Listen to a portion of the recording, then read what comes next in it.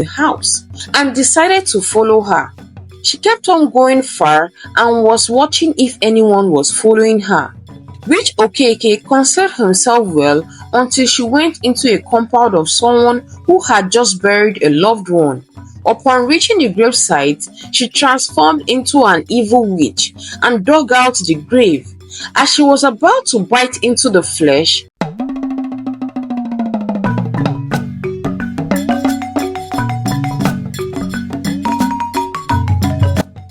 once upon a time, in a distant land, there lived people who cherished good morals and values. In this land, a symbol of beauty was easily determined by one's appearance. Men usually went out of their way to ensure they married the prettiest and curviest women, as it signifies having a jewel as a wife. Therefore, it's no wonder that many ladies invested in beauty products and ensured they maintained a beautiful figure. Men often paid a high bride price for any woman deemed beautiful, and you would end up in your father's good graces. Little wonder then that anyone would do anything to be picked as the best bride. A certain lady named Adamma relocated to the community, and most of the men, especially, were very welcoming because she was so pretty, the finest girl in the village, and it was no wonder most maidens would be seen envying her or gossiping about her. Some moved closer to her so they could figure out if they could find her secret. But they noticed she kept to herself and was well reserved, as she said little or nothing about herself. Men could be seen flocking around her, trying to woo her, but she did not really seem interested in their advances. Ladies were beginning to get upset with Adamma as their men paid no attention to them nor their needs. It almost seemed as if they were bewitched. Ladies who were at war with themselves came together to find out what the mystery behind this lady was, as they all wondered where she came from. A certain maiden named Cassie was born into an amazing and caring family, as they doted on their daughter so much. She wasn't the prettiest, but was one of the kindest ladies anyone has ever met. She derived joy in giving, as she believed it would always find a way back to her. Most mothers took notice of her rare gem and would try to talk to their sons to look her way, but they were so adamant and were more concerned about the beauty of the lady. Cassie, unlike most ladies, was not rude or unapproachable. She would be found helping the elderly in need and paid more attention to things that mattered instead of worrying about what she looked like. In that community, girls usually chased after the wealthiest of them all so they could enjoy their marriage, and it's little wonder that even the wealthiest of them all went after the finest ladies. There was a certain wealthy man in that community named Agu. Lots of ladies could be seen hovering around him, but he paid little or no attention to them. Agu had a very good friend named Okeke. They were both hardworking men and equally attracted attention from ladies, as they were so handsome. It was not long before Okeke took notice of Adamma and discussed her with his friend Agu, asking him if he had seen that pretty girl in their community. Agu said yes, he had seen her one time, and she even greeted him well, but she wasn't his type. Okeke asked his friend if he was alright, as all the men of the community were after this girl, and it's only you she has shown interest in. Come on now, If you're not interested, I'll go after her. Oh. She is just too fine. Agu said he could go ahead.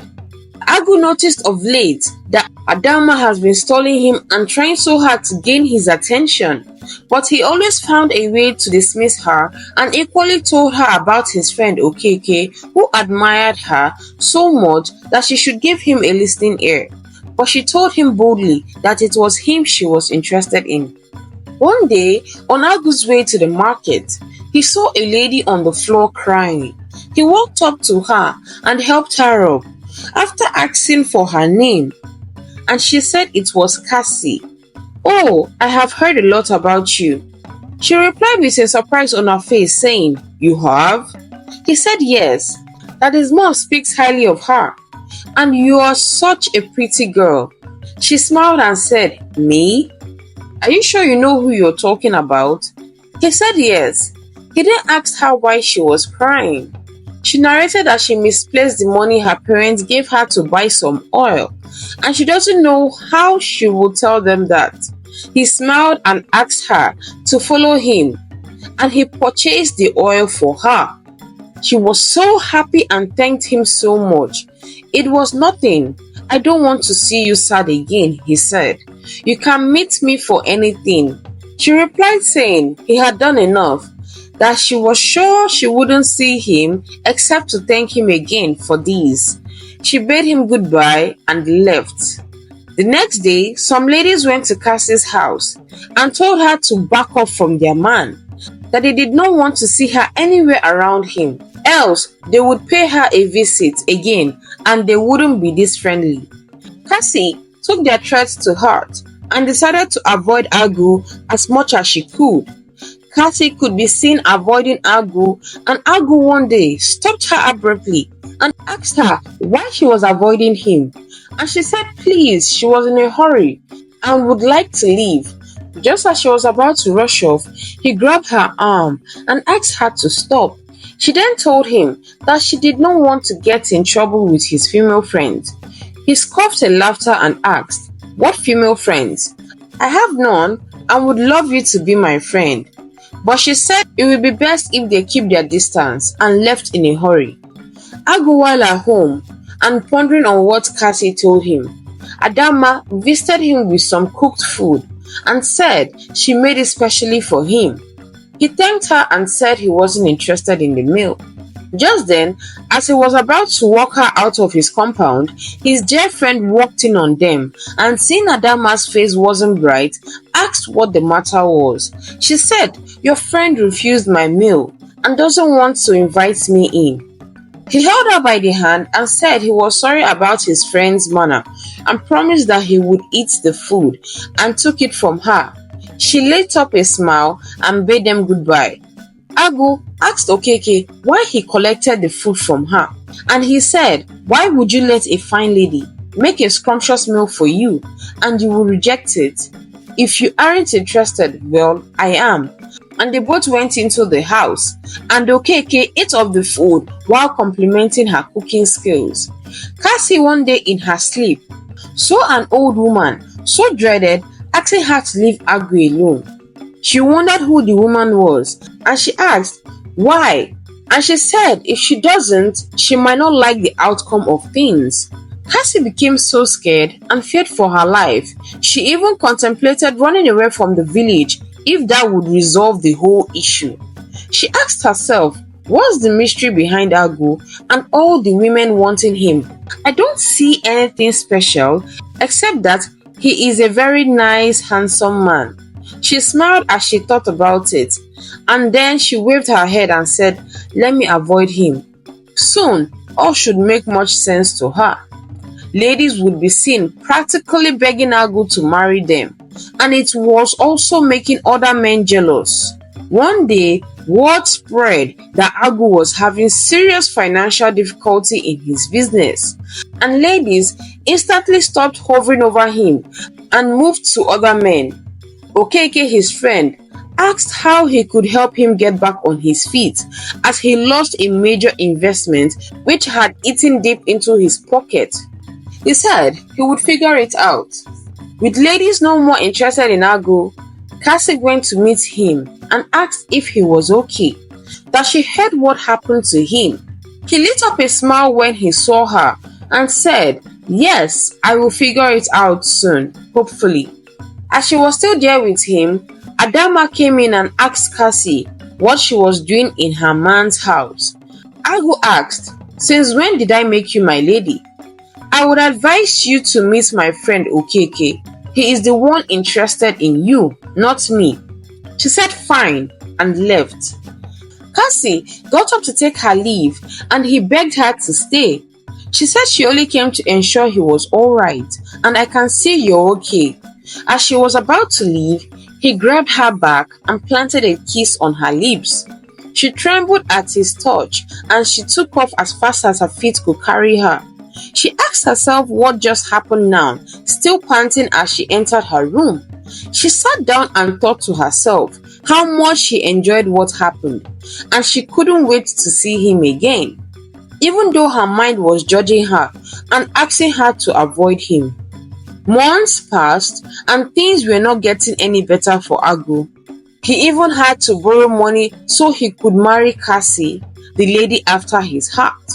Girls who used to attack her for going close to Agu started mocking her and saying they both deserve each other.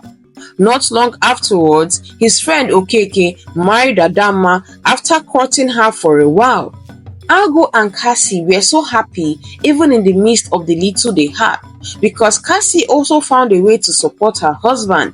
Okeke and Adamma would be found quarreling most times, and he noticed she usually acted strangely. One day, he noticed as his wife tiptoed out of the house and decided to follow her. She kept on going far and was watching if anyone was following her, which Okeke concealed himself well until she went into a compound of someone who had just buried a loved one. Upon reaching the gravesite, she transformed into an evil witch and dug out the grave. As she was about to bite into the flesh, Okeke couldn't hold himself back and let out a loud scream. The people in the compound rushed out as he narrated what just happened to them. Normally, they would not have believed him, but seeing their loved one's grave disturbed, they were convinced. They wanted to launch her when they decided the matter should be taken to higher authorities. In the presence of the chief priest, she was made to confess all her wrongdoings, and she narrated that she was an old woman who goes from community to community. As soon as they notice anything about her, she moves on. She fed on fresh crops to maintain her beauty, and marrying a young man extended her life, as they usually ended up dying after 2 years of marriage, having had their ages and destinies used up by her. She said she wanted Agu because he had many years ahead of him and he was wealthy, which was all the better. But the fact that he rejected her made her furious, and she sabotaged his business. "If I can't have him, no one else can," she proclaimed. They were all stunned by the revelation. She was asked about the specific action she took, and she revealed that she placed one of his items, which she had picked from his home when she visited, in a calabash underneath her bed. Breaking it will free him from her spell. The king, briefed about the entire situation, ordered an end to her reign by having her hanged. After her death, Agu's business started to recover, and the ladies who had ignored him due to his financial troubles were angered by their own shallow behavior. It became clear to them that beauty was not all it took to attract a real man and secure his love. Okeke, freed from her siege, decided to pause his search for marriage until he could find a girl who would love him for who he was and not what he had. Agu and Cassie lived in peace and joy for the rest of their lives. The end. Some of the lessons to be learned from these stories are: you don't judge a good woman by her looks, but by her heart. Be wary of people who hover around you when you have it all, as they will be the ones to leave you when you fall. Just because you are not the finest doesn't mean you are not special. Thank you so much for watching till the end. Please click on the subscribe button to support us. Turn on the post notification to get notified when I upload a new story. Like, share, and comment your thoughts. Till then, bye.